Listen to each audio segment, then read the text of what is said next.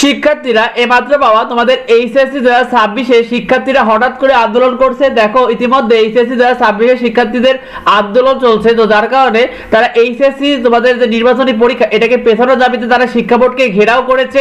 দেখো তোমরা ইতিমধ্যে দেখেছিলে 4 জানুয়ারিতে শিক্ষা বোর্ড থেকে নোটিশ প্রকাশ করা হয় এবং সেই নোটিশের কারণে বিভিন্ন কলেজ তাদের পরীক্ষাগুলোকে স্থগিত ঘোষণা করে।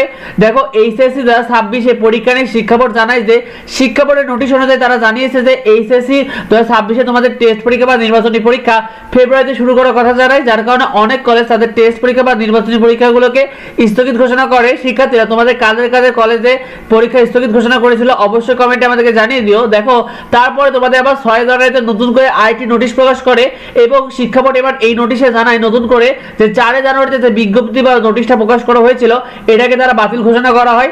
এরপরে আবার কলেজগুলো বিভাগে পড়ে, তারা শিক্ষা বোর্ডের নোটিশ অনুযায়ী তারা কলেজগুলো আবার নতুন করে তোমাদের এইচএসসি 2026 যে টেস্ট পরীক্ষা বা নির্বাচনী পরীক্ষাগুলোকে স্থগিত করেছিল সেই ঘোষণাকে বাতিল করে দেয় এবং আবার করে তারা পরীক্ষা শুরু নোটিশ প্রকাশ করে দেয়।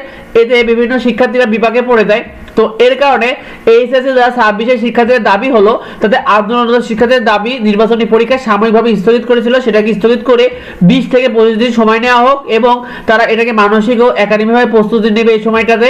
এছাড়াও শীতকালীন অবকাশ এবং পরীক্ষা স্থগিতের কারণে অনেক শিক্ষার্থী নিজ নিজ গ্রামে চলে গিয়েছে, তারা আবার ফিরে এসে সমান সুযোগে পরীক্ষায় অংশগ্রহণ করতে চায়।